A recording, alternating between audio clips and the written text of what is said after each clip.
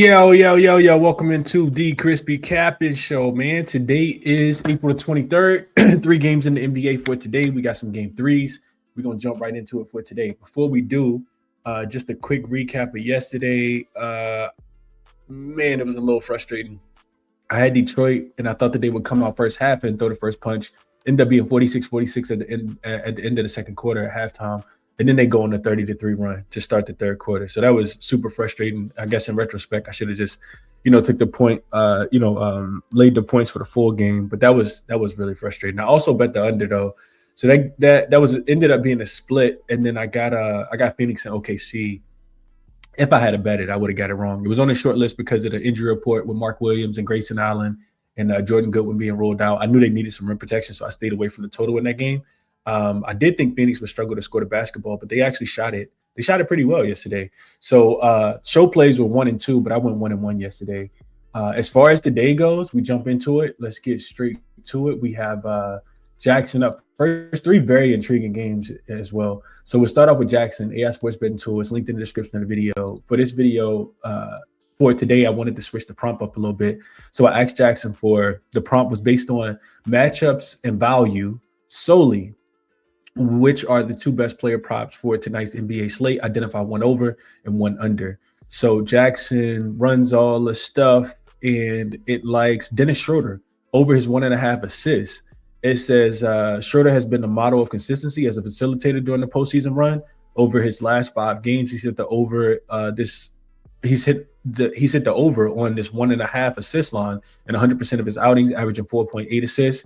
This isn't just a short-term flash. Over his last 10 games, he maintains a perfect 100% hit rate with the mean of 4.4 assists. Even looking at larger samples over his last 20 games, he's cleared this threshold 94% of the time.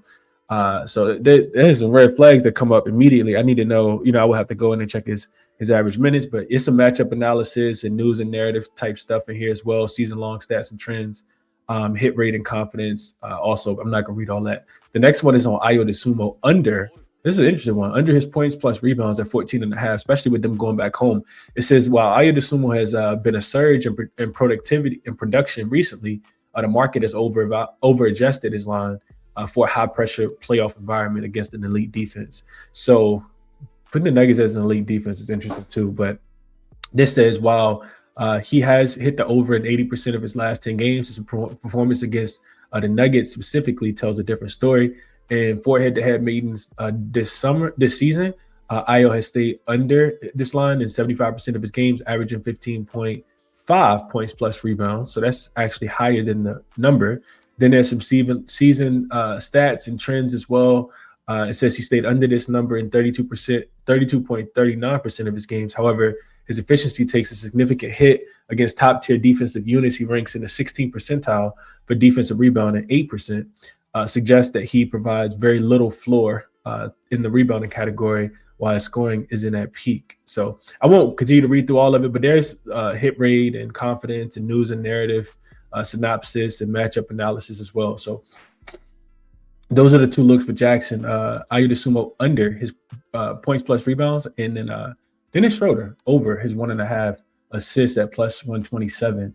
So first game up, we have the New York Knicks. Let's jump into it. We got the Knicks and the Atlanta Hawks. So really quickly, got to go and check the injury report, especially with what was going on with the injury report in this game. I think injuries are important in this game. So the Knicks have OG Anunoby listed as available, and then Jock Lindo, only person listed as out for the Atlanta side. So you got the Knicks coming off the loss, some rest now, and you got the Hawks coming off the win as the, in a letdown, potential letdown spot for them.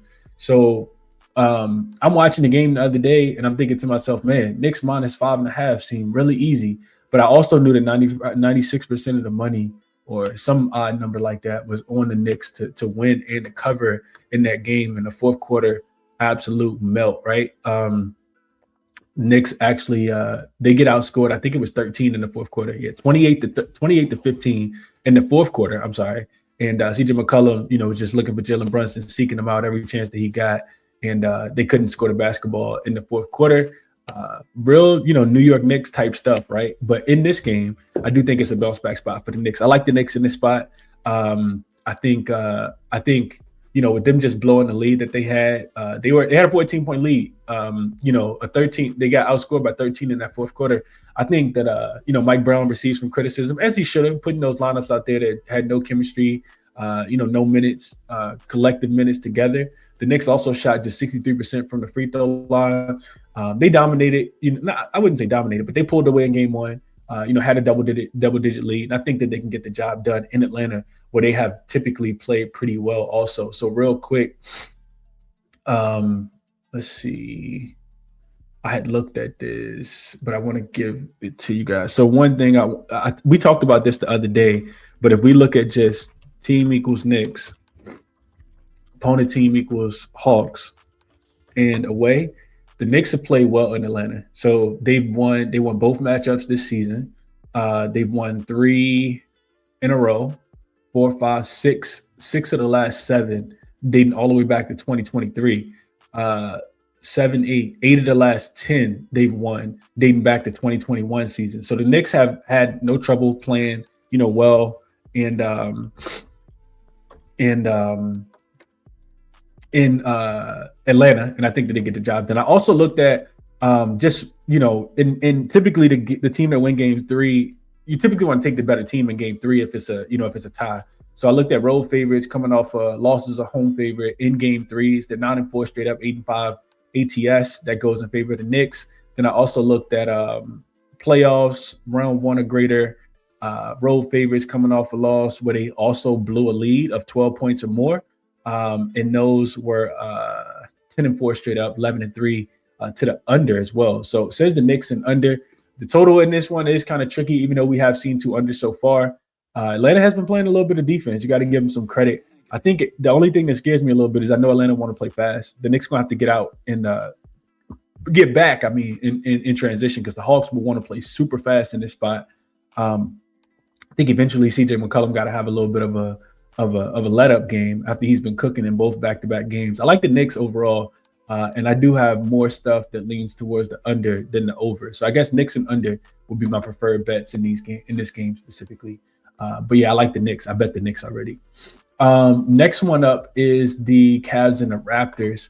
So injury report in this one, again, makes it really, really hard to bet, without knowing the injury status of Emmanuel Quickly, right? He's still listed as questionable. Jacoby Water also listed as questionable. He had a really good game in game number 2. He finished that game real quick. What did Jacoby Water finish with? I think that they'll need him, is what I'm saying, regardless. He's listed as questionable. He had 14 points off the bench, 5 for 9 from the field, 3 for 7 from the three-point line. A really, really big contributor, especially shooting the 3. He actually made the most threes on the team. So in my opinion, it's difficult to want to play this early. Thomas Bryant's also listed as questionable. I'm not sure if he'll even make the rotation, especially with, the way D Wade has been playing recently, his ability to just rebound. But potentially, I guess we'll have to see. I don't think he'd play, though. Regardless, in this game, the way I'm looking is I'm looking towards the under in this game. The total is 220.5. It looks like on FanDuel. A lot of places got this at 219.5. We saw the game get to 220 in the last one. Now, of course, I would love to, wait until Quickly gets ruled in, and then we'll see it, the total go up a little bit. Then I'll be looking towards the under. Quickly hasn't played in over a week now. So even if he comes back, I expect him to be a little rusty, even though I do expect him to push the pace and to help, the Raptors offense a little bit. But I think we see a little bit of regression from the Cleveland Cavaliers side. The Cavs shot 53% from the field in game number 2. I think they shot even better than that in game 1. 115 points in game 2, 126 points in game 1, 32% from the three-point line. Got to the free throw line a ton, even though they only made 64% of their free throws. But they lost the offensive rebounding battle. I think the Raptors, there's potential for the Raptors to keep this close. Now, with the line being 3.5, that's a little short in my opinion. Cavs have won both, game 1 and game 2 by double digits. The first one by 13, the second one by 10. But I just kind of think that, we see the Raptors play their best defense in this game that we've seen them play so far. I think there's a sense of desperation with them being down 0-2. I think the Cavs are clearly the better team, but I don't think the Raptors just going to, roll over and give up. I looked at home dogs in game 3s that are down 2-0. and they are 7-2 to the under going back since COVID. We've seen a lot of unders in this spot recently.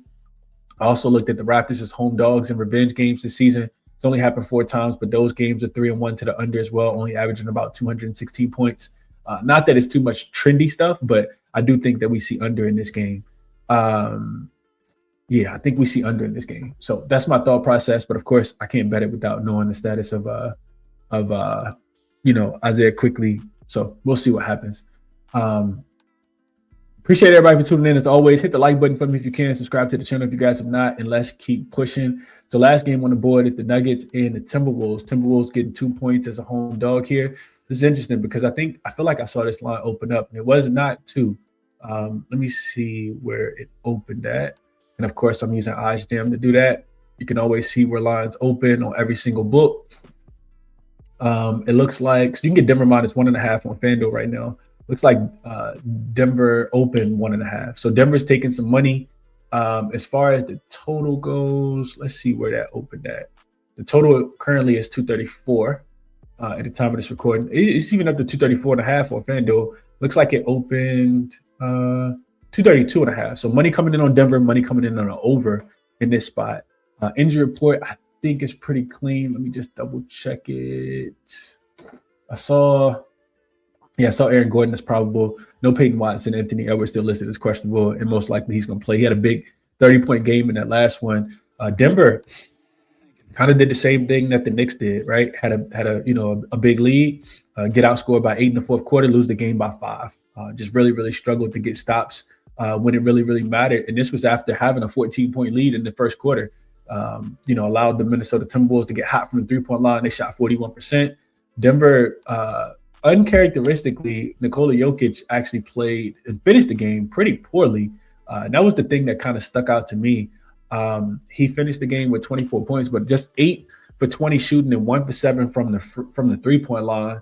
I kind of hinted at it, taking his points over in the next game. I didn't know that the line was going to be 29.5, but I still will look towards the over, and I do like the Nuggets. I think, again, in game 3s, you take the team that you think is the better team. You take the team typically you think is going to win the series, and especially if the team that lost the last game as a home favorite, gave up a big lead in the last game as well, and that's what we saw, right? So again, road favorites coming off a home loss where they blew a lead of 12 or more are 10-3 straight up and against the spread. They're 10-2-1 to the under as well. They're under by an average of 8 points. And Denver had a lead as big as 19 in that last game. I also looked at road teams, road favorites in round 1, where the series is 1-1. They're 38-18 straight up, 34-24-1 ATS. That's 62%, 30-23-3 to the under, 57%. If they lost game 2, 14-8 against the spread, that's 63.4%. And 15-7 straight up, 68%.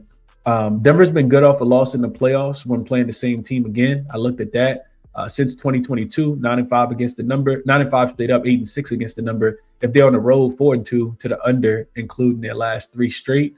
I also looked at home dogs who overcame a deficit of 18 or more. Because remember, I said that the Timberwolves were down 19 in their previous game on the road. They're just 1-5 straight up. And ATS 5-1 to the under as well. So Minnesota due for some 3-point regression. Maybe this game stays under the number as well. That's the way I'd be looking, but maybe not until halftime because we've seen some really big first quarters and second quarters between the Timberwolves and the Nuggets in this series so far. So I like under. I like the Nuggets. I bet the Nuggets. Maybe I'll get there with the under. Love Nikola Jokic points as well, but I'm not sure if I'm going to get there at 29.5. I do think that he'll have to bring it today, though. So those are my thoughts. Knicks, Nuggets, money line. Not parlay, just straight. And Cleveland, Toronto, I think it goes under the number, but you got to wait on the Jamal Murray news. The Isaiah Quickly news, and then Jokic over his points prop in that other one. I should have put this up here, but I didn't. Minnesota, Denver under the 234.5 is also a strong lean of mine as well. And that'll be it for today's show, man. I hope that was helpful for you guys. Resources all listed in the description of the video. Jackson Outlier, Moneyballer, OddsJam. Check them out. And that'll be it, man. Best of luck on your action. Enjoy your Thursday. I'll catch you guys tomorrow. I'm out.